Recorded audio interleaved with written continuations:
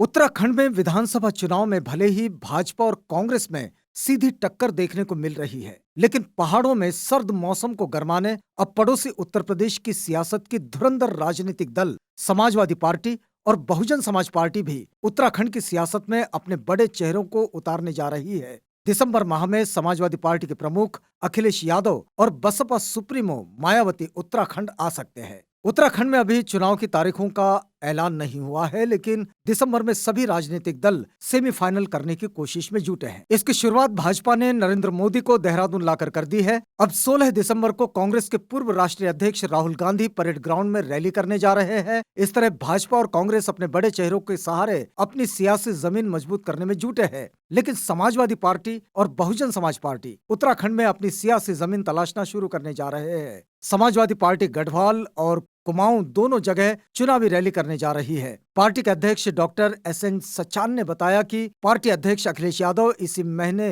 पहले देहरादून में रैली करेंगे, इसके बाद वे कुमाऊं में रैली करेंगे। समाजवादी पार्टी के साथ ही बसपा सुप्रीमो मायावती के भी उत्तराखंड दौरे की तैयारियां शुरू हो गई है। पार्टी के पश्चिमी यूपी उत्तराखंड प्रभारी शमसुद्दीन राइन ने बताया कि बहुजन समाज पार्टी के सुप्रीमो के उत्तराखंड दौरे का कार्यक्रम जल्द ही जारी होगा। उत्तर प्रदेश में समाजवादी पार्टी और बहुजन समाज पार्टी अपनी ताकत दिखा चुके हैं, लेकिन उत्तराखंड में बसपा सिर्फ हरिद्वार सीट पर ही शुरुआती चुनाव में अपना बेहतर प्रदर्शन कर चुकी है। समाजवादी पार्टी का उत्तराखंड में अब तक कोई खास प्रदर्शन नजर नहीं आया है। दोनों दलों की नजर तराई जिलों में है, जिसमें हरिद्वार और यूएस नगर शामिल है। इन जिलों में बसपा और सपा को कुछ सीटों पर अपने बेहतर प्रदर्शन की उम्मीद है। हालांकि इस बार आम आदमी पार्टी के चुनाव में उतरने से बसपा और सपा वोट बैंक तीनों दलों की ओर झुकने की उम्मीद लगाई जा रही है।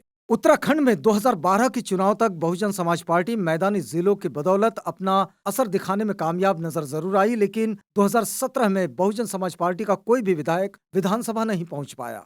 समाजवादी पार्टी का कभी उत्तराखंड में खाता नहीं खुला। 2002 के विधानसभा चुनाव में कांग्रेस के 36, भाजपा के 19 विधायकों के साथ ही बहुजन समाज पार्टी के साथ यूकेडी के 4 और एनसीपी का 1 विधायक निर्वाचित होकर पहुंचा। पहली विधानसभा के लिए 3 निर्दलीय विधायक भी निर्वाचित हुए थे, लेकिन 2007 में हुए दूसरे विधानसभा चुनाव में भाजपा कांग्रेस के साथ ही यूकेडी और बसपा का भी विधानसभा में प्रतिनिधित्व रहा। इस चुनाव में यूकेडी की सीट घटकर 3 रह गई, जबकि बहुजन समाज पार्टी ने पिछले चुनाव के मुकाबले 1 सीट अतिरिक्त पाने में कामयाबी हासिल की थी।